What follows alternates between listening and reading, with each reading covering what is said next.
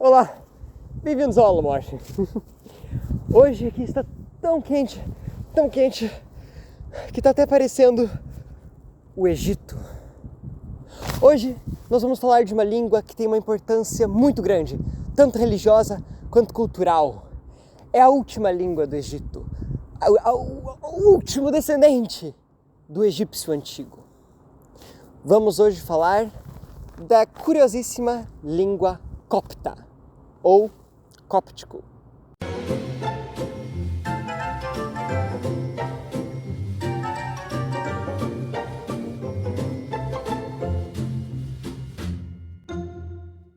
Bom, como eu disse, Anubis está bravo. Como eu disse, o copta era uma língua que é absurdamente importante historicamente, arqueologicamente e religiosamente, porque existem muitos textos bem preservados da época, inclusive textos bíblicos, porque o clima do Egito é muito bom para preservar coisas, é muito seco. Bom, o copta é a língua que descendeu do egípcio antigo, mas nós já vamos chegar lá. Vamos ver primeiro na origem. O egípcio antigo, principalmente o copta, são línguas que têm origem no proto-afroasiático, a língua reconstruída, que é a língua mãe de todas as línguas da família afroasiática.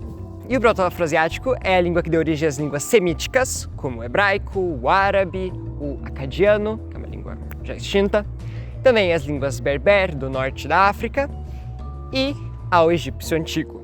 E o egípcio antigo é aquela língua dos hieroglifos, que nós vemos lá, já falei sobre logogramas aqui. E da mesma forma que o português descendeu do latim, o copta descendeu do egípcio antigo. Então foi o último estágio da língua egípcia. E como em praticamente toda a história registrada do Egito, o egípcio antigo e consequentemente o copta eram a língua do Egito por muito tempo. No século VII d.C., os árabes dominaram o Egito, mas o copta ainda continuava a ser usado, mas era aos poucos substituído pelo árabe.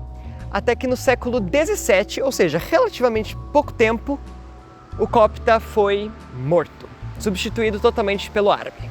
E hoje sobrevive apenas como uma língua litúrgica das igrejas copta, a Igreja Ortodoxa copta e a Igreja Católica copta. O linguista e egiptólogo Claudius Labib tentou ressuscitar o copta, teve até apoio de alguns líderes religiosos locais, mas não pegou. Mas enfim, o que importa, como era o copta? Vamos ver um pouco disso. E é claro, antes de falar da língua em si, vou falar do alfabeto. O copta já não usava mais os hieróglifos. Eles passaram a usar um alfabeto que foi claramente inspirado no alfabeto grego, e com mais algumas letras do alfabeto demótico, que era usado antes. O Unicode fez essas letras ficarem diferentes, não liguem. Esse alfabeto demótico foi um estágio final dos hieroglifos. E isso é muito engraçado, porque o próprio alfabeto grego e o nosso têm origem, como eu já falei em outro vídeo, fundamental nos próprios hieróglifos, então é engraçado. E uma coisa interessante é que, como nas línguas semíticas, o hebraico, o árabe, enfim, o fenício, que tiveram sua escrita também desenvolvida a partir dos hieróglifos, não escreviam as vogais, suas consoantes, mas como esse alfabeto novo veio do grego, que já escrevia as consoantes, o copta representa as vogais, o que é algo muito importante, ou pelo menos que ajuda muito, na reconstrução da pronúncia do egípcio antigo, já que as vogais do egípcio antigo não eram escritas. Bom, existiam vários dialetos de copta, que iam desde o Alto Egito até o Baixo Egito. E eles eram bastante diferentes um do outro. Há quem considere que, na verdade, existiam várias línguas coptas. Mas é aquela distinção de língua e dialeto que eu já falei num vídeo recente. Bom, nós temos o sarrídico, da região de Tebas, mais ou menos, que é o que nós temos mais textos hoje em dia, e, portanto, quando a pessoa decide estudar copta, virar um estudioso de copta, normalmente é esse que ela aprende, ou pelo menos o que ela começa a aprender, porque é o que mais tem textos. Nós temos o acmímico, o licopolitano, que é importante para os estudos cristãos, porque tem muitos textos bíblicos escritos nessa variedade copta. O mesoquêmico, ali do Egito Médio, do meio do Egito, do percurso do Nilo. O faiúmico, que tinha umas diferenças fonéticas interessantes, como a troca de rã por lã. E o borrárico, da região ali de Mênfis, que ainda é usado como língua litúrgica pelas igrejas cóptas, e ele é diferentão em alguns aspectos. Bom, então vamos começar pela fonologia. Nós vamos ver aqui um inventário das consoantes do sarrídico, que, como eu disse, né, é o mais popular, é quem aprende hoje em dia. Felizmente, o cópta não segue tanto o padrão afroasiático, não tem muitos desses raios, desses sons muito posteriores, né, muitos uvulares, faringeais, glotais, graças a Ra. E aqui nós temos, primeiro, as nasais, nós temos M, N e L, esse som velar, L. Tem um vídeo sobre o alfabeto fonético, se você não sabe, eu recomendo que você vá lá ver. Daí nós temos as plosivas e africadas.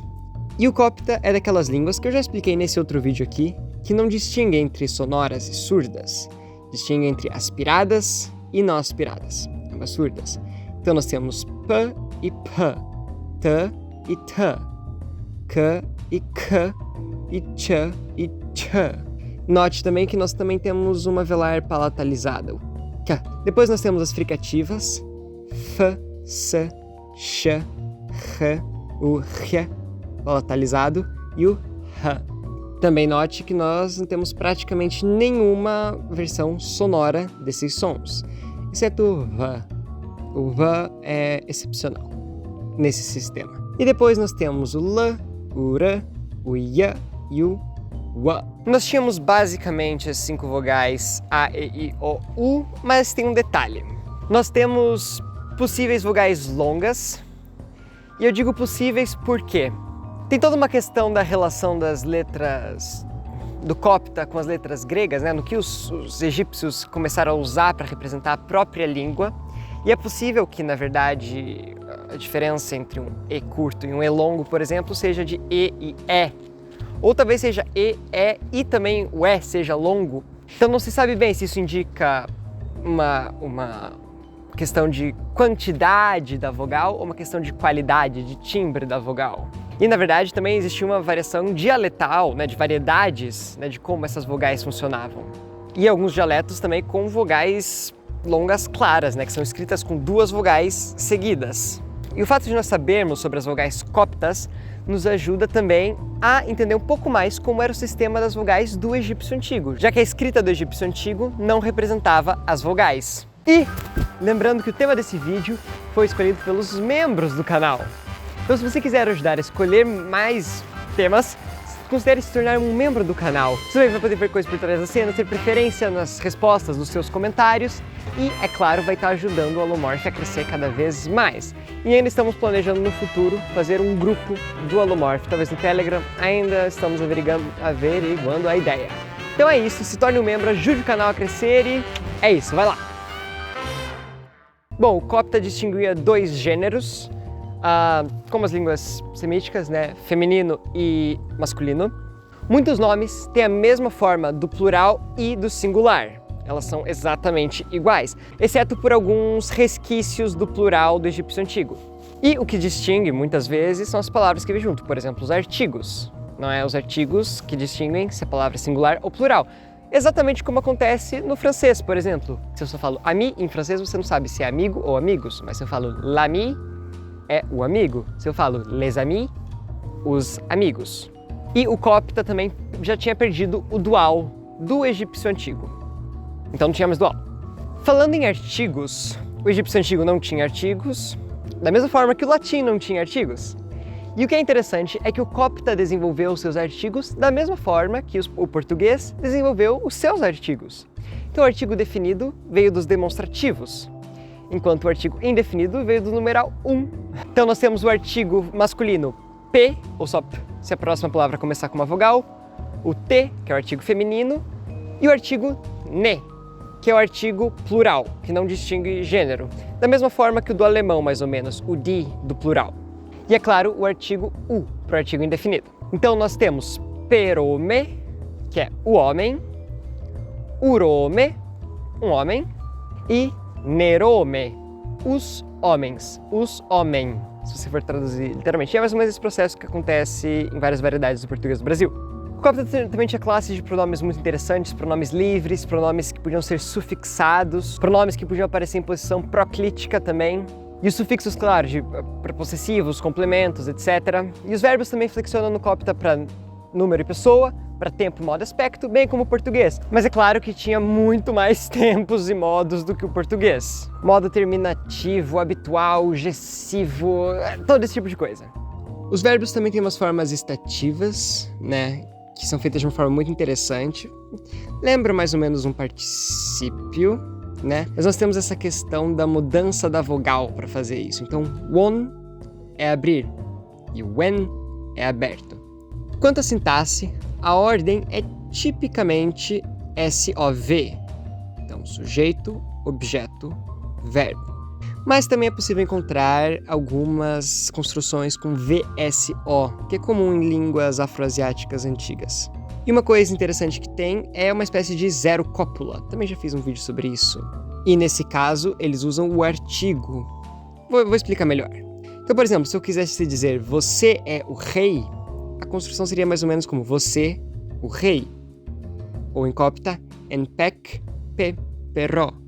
Então, enpek, você, pe é o e perro, rei. Então, isso significa você é o rei.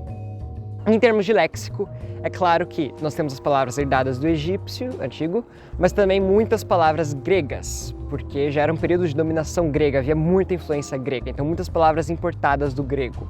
Mas isso é muito pouco para um videozinho só. Se vocês quiserem que eu fale mais sobre cópita, eu posso falar no futuro próximo, comenta aí embaixo. E se você gostou desse vídeo, curte-o, compartilhe nas redes sociais, segue também o Alomorph nas redes sociais, comenta qualquer coisa embaixo, qualquer dica, qualquer sugestão, se inscreve no canal e ativa o sininho para você receber notificação de quando sair vídeo novo. Considere se tornar um membro do Alomorph. Já falei para você comentar qualquer coisa embaixo, normalmente eu deixo isso pro final, mas comente de qualquer forma. E como sempre, salve!